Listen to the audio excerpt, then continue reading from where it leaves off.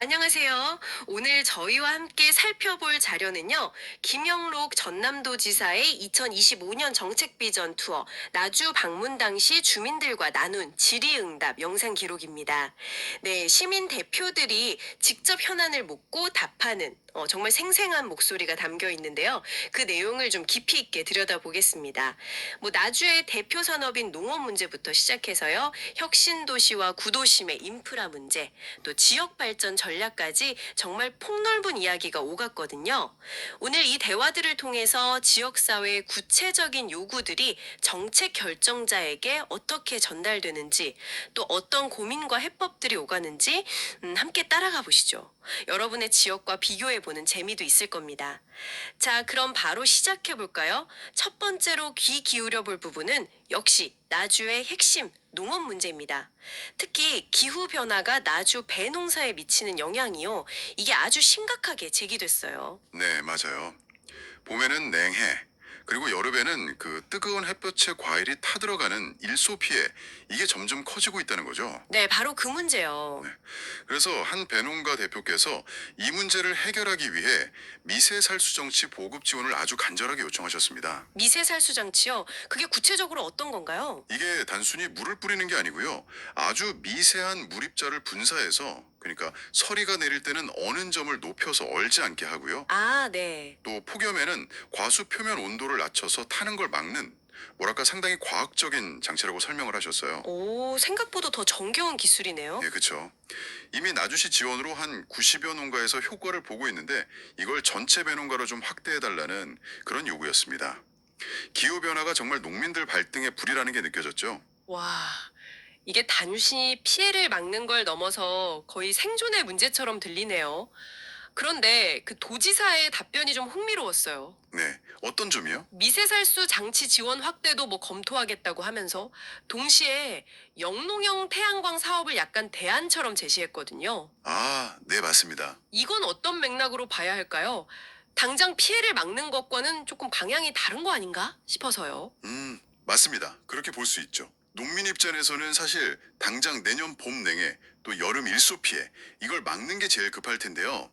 영농형 태양광은 조금 더 장기적인 관점의 접근이긴 합니다. 아시다시피 농사를 지으면서 동시에 전기를 생산해서 판매하는 그런 구조니까요. 그렇죠.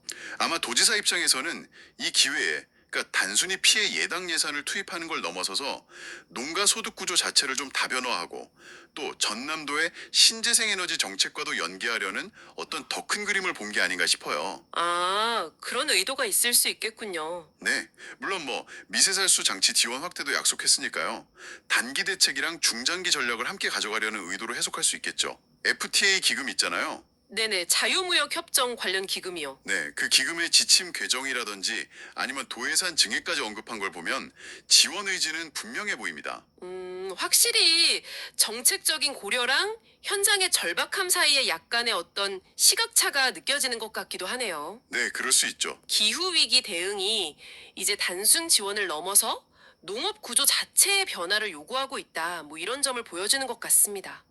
자, 농촌의 어려움이 이뿐만이 아니었죠. 그렇죠. 고령화 문제, 인력 부족 문제도 아주 심각하게 거론됐습니다. 특히 농업용 드론 이야기가 나왔는데 정작 전남에는 면허 시험장이 없다는 지적이 있었어요. 이건 좀 의외인데요. 저도 그 부분이 좀 놀라웠습니다. 아니, 농업 기술이 이렇게 빠르게 발전하면서 드론이 거의 필수 장비처럼 되고 있는데 그걸 다룰 자격증을 딸 시험장이 전남에 없다니요? 원래 있었던 거 아닌가요? 원래 광주에 시험장이 있었는데 그게 폐쇄되면서 전남 농민들이 다른 지역까지 원정을 가야 하는 그런 불편함이 크다고 합니다. 아, 정말요. 네. 이런 기본적인 인프라 부족이 현장의 기술 도입을 가로막는 요인이 될 수도 있겠다 싶더라고요. 정말 기본적인 문제 같은데 그동안 해결이 안 됐었군요. 도지사는 어떻게 답했나요? 이 부분에 대해서? 일단 이 문제는 국토교통부 산하 한국교통안전공단 소관이라서 뭐 지자체가 바로 해결하긴 좀 어렵다는 점을 먼저 확인을 했고요. 네. 하지만 문제의 심각성은 충분히 인지하고 전남 지역 내에 시험장을 신설하는 방안을 공단 측과 협의해서 적극적으로 추진하겠다 이렇게 약속했습니다. 음, 농업기술 혁신을 이야기하면서 정작 기본 인프라가 부족하다는 지적이니까 상당히 좀 아픈 부분이었을 겁니다. 그렇겠네요. 그리고 농촌 인력 문제하면 또 빼놓을 수 없는 게 외국인 근로자 문제잖아요. 그렇죠. 정말 중요하죠. 이번에도 역시나 고층 토로가 있었죠. 특히 농번기에 집중 단속이 이루어지면 일손 구하기가 뭐 하늘의 별 따기가 된다. 이런 하소연이었어요. 네, 한 농업 관계자분은 솔직히 외국인 근로자 없이는 농사 못 짓는다. 이렇게까지 표현하시면서 현실적인 어려움을 아주 강하게 호소하셨습니다. 뭐 불법 체류자 단속 자체를 막아달라는 요구는 아니었지만 농번기 인력 공백이 너무 심각하니까 뭔가 대책이 필요하다. 이런 절박함이 묻어났죠. 이 문제 정말 오래된 과제인데요. 도지사의 답변은 좀 어땠나요? 좀 더 현실적인 대안 같은 게 나왔을까요? 도지사는 일단 불법 체류자 단속은 법 집행상 불가피하다. 이런 원론적인 입장은 유지했습니다. 네. 하지만 합법적인 외국인 근로자 도입 규모를 대폭 늘렸다는 점을 강조했죠. 연간 한 7천 명 수준이던 것을 올해 1만 5천 명까지, 그러니까 2배 이상 늘렸고요. 와, 2배나요? 네, 앞으로도 수요에 맞춰서 부족하지 않게 노력하겠다 이렇게 약속했습니다. 여기서 좀 주목할 만한 점은요. 네. 전라남도가 직접 베트남 같은 해외 지자체랑 협력을 해서 근로자를 선발하고 국내에서 교육까지 시켜서 농가에 배치하는 이른바 공공형 계절근로 사업 같은 시스템을 구축하고 있다는 겁니다. 아, 지자체가 직접요? 네, 이런 시스템을 통해서 나주시에 필요한 인력을 우선적으로 배정하는 방안도 고려하겠다. 이렇게 말했으니까요. 인력난 해소에 조금 더 적극적으로 대응하려는 의지가 보입니다. 이야, 지자체가 직접 외국인 인력 수급 시스템을 만드는군요. 농촌 인력난이 얼마나 심각하면 이런 단계까지 왔을까 싶기도 하고, 또 한편으로는 행정이 현실 문제 해결을 위해 노력하는 모습으로도 보이네요. 그렇죠. 그 외에도 뭐 지역 업체가 다른 시군 사업에 참여하기 어렵게 만드는 그런 관행 개선이라든지 아니면 고령 농민들을 위한 농기계 보조 확대 같은 현실적인 요구들도 많았다고요? 맞습니다. 특히 그 나주 업체가 다른 지역의 도비 지원 사업 입찰에 참여할 때 보이지 않는 장벽이 있다. 이런 지적은 지역 경제 활성화랑 직결되는 문제잖아요. 그렇죠. 아주 중요하죠. 그리고 고령화가 심해지면서 농기계 없이는 농사 짓기 힘든데 구입 비용 부담이 크니까 지원을 늘려달라는 요구도 매우 절실하게 들렸습니다. 이런 작지만 구체적인 목소리들이 모여서 지역 정책의 방향을 만들어가는 것 같습니다. 자, 이번에는 주민들의 생활 편의와 직결되는 인프라 문제로 한번 넘어가 보겠습니다. 영산강 자전거길 이야기가 나왔는데 관리가 제대로 안 된다 이런 지적이 있었어요. 네, 맞아요. 이게 총 길이가 133km가 넘고 나주뿐만 아니라 광주, 담양, 한평, 무안까지 무려 5개 시군에 걸쳐 있거든요. 와, 정말 기네요. 네, 그러다 보니까 관리에 좀 허점이 생긴다는 겁니다.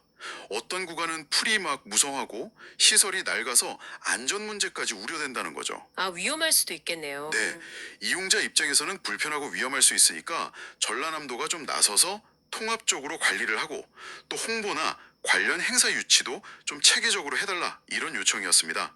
자전거길이 단순한 시설을 넘어서 지역 관광 자원이 될 수도 있으니까요. 듣고 보니 그럴만 하네요. 133km면 정말 긴 거리인데 지자체별로 관리 수준이 다르면 문제가 생길 수 있겠어요. 그렇죠. 전남도의 입장은 어땠나요? 도지사는 이미 문제를 인지하고 개선 작업을 진행 중이라고 밝혔습니다. 표준 관리 매뉴얼을 만들었고 총 103억 원이라는 적지 않은 예산을 투입해서 우선 52km 구간을 올해 연말까지 정비 완료하는 것을 목표로 하고 있다고 설명했어요. 103억 원이요? 네, 향후 도 차원에서 관리를 더 강화하고 전국 규모의 자전거 대회 유치 같은 활성화 방안도 적극 추진하겠다고 약속했으니 좀 더 체계적인 관리를 기대해 볼 수 있을 것 같습니다. 겠네요. 또 다른 인프라 관련 요구는 어떤 게 있었죠? 나주 남평에요. 63월 규모로 조성될 예정인 파크 골프장이 있는데 그 진입로 문제가 있었습니다. 아, 파크 골프장이요? 네, 이 골프장으로 들어가는 길이 지방도 822호선이랑 연결되는데 이 도로폭이 너무 좁다는 거예요. 그래서 골프장이 개장하면 교통대란이나 사고 위험이 볼보듯 뻔하다 이런 우려였죠. 그래서 4차선 확장 공사를 빨리 좀 해달라 이런 요청이었습니다. 지역 수건 사업인 골프장을 만들어도 접근성이 떨어지면 효과가 반감될 수 있으니까요. 지역 발전을 위한 시설을 짓는데 정작 그곳까지 가는 길이 문제라는 거군요. 참 아이러니한 상황인데요. 해결책은 나왔나요? 도지사는 현재 도로 확장을 위한 설계 용역이 진행 중이고 내년 상반기에는 완료될 예정이라고 답했습니다. 아, 진행 중이군요. 네, 용역이 끝나는 대로 최대한 빨리 착공될 수 있도록 노력하겠다 이런 의지를 보였고요. 또 하나 그 빛가람 혁신도시 내에 설치된 지 한 10년이 넘어서 낡은 버스 정보 안내기 있잖아요. BIT. 네, 있죠. 그거 56개를 교체해달라는 요구가 있었는데 이 부분은 현장에서 즉석으로 도비 5억 원 지원을 약속하기도 했습니다. 와, 즉석에서 5억 원이요. 네, 주민 불편 해소에 대한 빠른 결정을 보여준 사례라고 할 수 있겠습니다. 5억 원 즉석 지원 약속이라니 상당히 통 큰 결정인데요. 그만큼 주민 불편이 크다고 판단했거나 아니면 혁신도시의 중요성을 감안한 걸까요? 마침 혁신도시 관련 이야기도 나왔죠. 광주와 전남이 함께 만든 빛가람 혁신도시 말입니다. 네, 맞습니다. 방금 말씀하신 버스 정보 안내기 교체 외에도 중요한 건의가 하나 있었어요. 어떤 건이었죠? 바로 내년에 출범할 예정인 광주 전남 특별지방자치단체 사무소요. 그걸 빛가람 혁신도시에 유치해야 한다. 이런 주장이었죠. 아, 특별지방자치단체요. 네. 이 특별지방자치단체는 광주랑 전남이 특정 사무, 예를 들면 뭐 광역교통이나 관광 같은 것들을 공동으로 처리하기 위해 만드는 새로운 형태의 행정협력체인데요. 그 본부를 어디에 둘 것인가 하는 문제입니다. 혁신도시 입장에서는 당연히 유치하고 싶겠네요. 광주와 전남의 협력을 상징하는 곳이기도 하고요. 그렇죠. 도지사의 입장은 어땠나요? 도지사는 전라남도의 공식 입장은 당연히 혁신도시 유치를 강력히 희망한다는 것이라고 밝혔습니다. 혁신도시의 상징성, 그리고 광주 전남 상생 발전의 의미를 살려야 한다는 논리죠. 네. 하지만 이게 전남 혼자 결정할 수 있는 문제가 아니라 광주시와의 합의가 반드시 필요한 사안이라는 점을 분명히 했습니다. 그러면서도 혁신도시 유치를 관철하기 위해 적극적으로 노력하겠다. 이런 의지를 강하게 피력했어요. 아마 두 지역 간의 미묘한 신경전이 예상되는 대목입니다. 그렇군요. 혁신도시의 미래와 직결된 아주 중요한 문제네요. 그런데 혁신도시 관련해서 좀 답답한 이야기도 나왔어요. 예전에 계획됐던 민간 투자 에너지 클러스터 사업, 그게 좀 지지부진하다는 지적이 있었죠. 네, 맞아요. 2019년에 계획이 발표됐던 사업인데 아직까지 별다른 진척이 없으니까 주민들 입장에서는 궁금하고 또 답답할 수밖에요. 그렇죠. 이 질문에 대해서는 도 관계자가 답변했는데요. 그 민간 투자자가 사업 추진에 필요한 초기 자본금, 그러니까 총 사업비의 10% 정도를 아직 확보하지 못해서 지연되고 있는 상황이다. 이렇게 설명을 했습니다. 아, 자본금 문제였군요. 네. 현재 사업기간 연장 신청이 들어와서 관련 법령이나 국토부 의견 등을 종합적으로 검토하면서 연장 여부를 결정할 단계라고 덧붙였습니다. 뭐 민간 투자 사업의 불확실성을 보여주는 사례라고 할 수 있겠네요. 그렇군요. 민간 투자는 기대가 큰 만큼 리스크도 따르는군요. 자, 다시 농업 이야기로 잠깐 돌아가 볼까요? 앞서 기후변화 대응 같은 좀 거시적인 문제도 있었지만 현장에서 이미 효과를 본 기술을 확산해달라는 요구도 있었어요. 그 논두렁 방수 필름 사업이 좀 인상적이었습니다. 아, 네네. 그건 정말 실용적인 제안이었어요. 나주시에서 자체적으로 해보니까 효과가 아주 좋았다는 건데요. 네. 논두렁에 특수 필름을 이렇게 씌우면 물이 새는 것을 막아서 물 관리가 훨씬 쉬워진다고 합니다. 오, 그리고 물이 잘 안 빠지니까 잡초 발생도 줄어서 제초제 사용량까지 감소하고요. 게다가 두더지나 땅강아지 같은 동물들이 논두렁에 구멍 뚫어서 물 새는 경우 있잖아요. 네, 있죠. 그 골치 아프죠. 예, 그런 것도 막아주니까 결과적으로 벼 수확량 증대에도 도움이 된다. 이런 설명이었습니다. 와, 정말 일석몇조의 효과인데요. 농민들 입장에서는 아주 솔깃한 기술이겠어요. 그렇죠. 그래서 이걸 나주뿐만 아니라 전남 전체로 확대해달라는 요청이었습니다.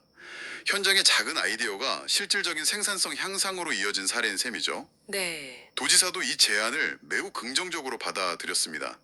이미 도에서 시행 중인 논밭두렁 효요가 사업이라는 것이 있는데 여기에 이 방수필름 공법을 포함시키는 방안을 적극 검토하고 예산 확보에도 노력하겠다 이렇게 답했습니다. 현장의 목소리가 정책에 반영될 가능성이 커 보입니다. 이야, 이런 게 바로 현장 중심 행정이 아닐까 싶네요. 또 여성 농업인들을 위한 지원 확대 요구도 있었죠. 그 행복바우처 지원 연령을 높여달라는 건이었어요. 네, 맞습니다. 여성 농업인 행복 바우처는 뭐 문화나 복지 활동 같은 데 사용할 수 있도록 일정 금액을 지원하는 사업인데요. 현재 만 80세 미만까지 지원이 됩니다. 네. 그런데 실제 농촌에서는 80세가 넘어서도 농사를 짓는 여성분들이 많으시니까 지원 연령 상한을 85세 미만으로 높여달라 이런 건의였습니다. 고령화된 농촌 현실을 반영한 목소리죠. 일리가 있는 요구 같은데요. 답변은 어땠나요? 도지사는 올해 이미 지원 연령 상한을 만 75세에서 80세로 한 차례 높였다는 점을 먼저 언급했습니다. 아, 이미 한번 올렸군요. 네. 그러면서 추가적인 확대면 시군과의 재정 분담 문제 등 고려해야 할 사항이 많기 때문에 당장 확답하기는 어렵고 여러 여건을 종합적으로 고려해서 신중하게 검토하겠다 이런 입장을 밝혔습니다. 즉각적인 수용보다는 좀 현실적인 재정 제약을 설명하면서 장기 과제로 넘긴 셈이죠. 복지 확대 요구와 재정 부담 사이의 딜레마를 보여주는 답변이었죠. 마지막으로 나주의 역사적 자산인 마한 문화유산 활용 방안이랑 또 가축 전염병 문제에 대한 이야기도 나왔습니다. 네, 나주는 뭐 천년 고도라는 별칭처럼 풍부한 역사 문화 자원을 가지고 있죠. 특히 마한 시대 유적이 많은데요. 그렇죠. 관련 행사를 인근 영암군하고 연계해서 함께 열면 더 큰 시너지 효과를 낼 수 있지 않겠냐 이런 제안이 있었습니다. 지역 축제의 경쟁력 강화 방안으로 제시된 아이디어였죠. 좋은 생각 같은데요. 지자체 간 협력은 늘 강조되는 부분이기도 하고요. 네, 도지사도 취지에는 공감했습니다. 하지만 축제나 행사는 기본적으로 각 지자체의 자율성을 존중해야 한다는 입장을 보이면서 도가 직접 나서기보다는 지자체 간 협력을 잘 유도하는 방향으로 노력하겠다. 이렇게 좀 원론적인 답변을 했습니다. 아, 약간 조심스러운 입장이네요. 네, 아마 지자체 간의 관계 설정이 민감할 수 있다는 점을 고려한 것으로 보입니다. 가축 방역 문제는 어떤 내용이었나요? 특히 소 브루셀라병 관련해서 우려가 제기됐다고요? 네, 소 브루셀라병이 발생했을 때의 그 방역 방식에 대한 문제 제기였습니다. 과거에는 병이 발생한 농가 주변의 일정 반경 내 모든 농가에 대해서 소 이동 제한 조치를 했었는데 최근에는 발생 농가만 한 6개월 정도 이동을 제한하는 방식으로 바뀌었다고 해요. 아, 방식이 바뀌었군요. 네, 그러다 보니까 주변 농가에서는 혹시 우리 농장 소들도 이미 감염된 건 아닐까? 병이 더 퍼지는 건 아닐까 하는 그런 불안감을 느낀다는 거죠. 당연히 불안하겠네요. 네. 그래서 더 빠르고 광범위한 검사와 방역 조치를 통해서 이런 불안감을 좀 해소해달라 이런 요청이었습니다. 전염병은 한 번 퍼지면 걷잡을 수 없으니까요. 그렇죠. 도지사는 어떻게 답했나요? 철저한 검사, 그리고 예방접종, 농장 소독 강화 등 빈틈없는 방역 태세를 유지해서 농가 불안을 최소화하겠다 이렇게 약속했습니다. 방역 당국에 대한 신뢰가 중요한 만큼 원칙적인 대응 강화를 강조한 것으로 보입니다. 네, 오늘 저희가 함께 살펴본 나주시 정책 비전 투어 질의응답, 정말 다양한 현장의 목소리가 정책 테이블 위로 올라오는 과정이었습니다. 기후변화라는 거대한 흐름 앞에서 배 농사의 미래를 고민하는 목소리부터 시작해서요. 네, 드론 시험장 설치나 논두렁 방수 필름 같은 구체적인 기술 지원 요구, 또 농촌 인력난 해소를 위한 절박한 호소, 그리고 혁신 도시와 구도심의 균형 발전 속에서 필요한 도로, 버스 안내 시스템 같은 생활 밀착형 인프라 문제까지 와, 정말 나주시가 안고 있는 현재의 과제들이 총망라된 느낌입니다. 맞습니다. 특히 그 빛가람 혁신 도시라는 새로운 성장 엔진과 또 천년의 역사를 가진 기존 농업 지역의 지속 가능성이라는 이 두 축을 어떻게 조화롭게 발전시켜 나갈 것인가 하는 그 나주시의 고민이 곳곳에서 엿보였어요. 아, 그렇군요. 예를 들어서 혁신 도시에는 특별 지방자치단체 사무소 유치를 희망하면서도 또 농촌 지역에는 미세살수 장치나 외국인 근로자 지원, 농기계 보조 같은 그런 전통적인 요구들이 공존하는 모습이었죠. 네. 주민들의 날카로운 질문과 또 행정당국의 답변 속에서 지역 발전을 위한 고민의 깊이와 또 때로는 존재하는 현실적인 제약들을 함께 느낄 수 있었습니다. 여러분께서는 오늘 이야기 어떻게 들으셨나요? 나주 시민들이 제기한 문제들 가령 뭐 기후 변화에 대응하는 농업 기술의 필요성이라든지 도농 복합 지역의 인프라 격차 해소, 고령화 사회의 복지 수요 증가 같은 문제들은요. 아마 여러분이 살고 계신 지역에서도 비슷한 형태로 나타나고 있을지 모릅니다. 그렇죠? 어디에나 있을 수 있는 문제들이죠. 네. 중요한 것은 이런 문제들이 어떻게 공론화되고 또 어떤 과정을 통해 해결책을 찾아 나가는가 하는 점이겠죠. 오늘 밤 잠시 시간을 내셔서 여러분의 지역사회는 지금 어떤 중요한 이야기를 나누고 있는지, 그리고 그 소통은 얼마나 활발하게 이루어지고 있는지 한번 생각해 보시는 건 어떨까요?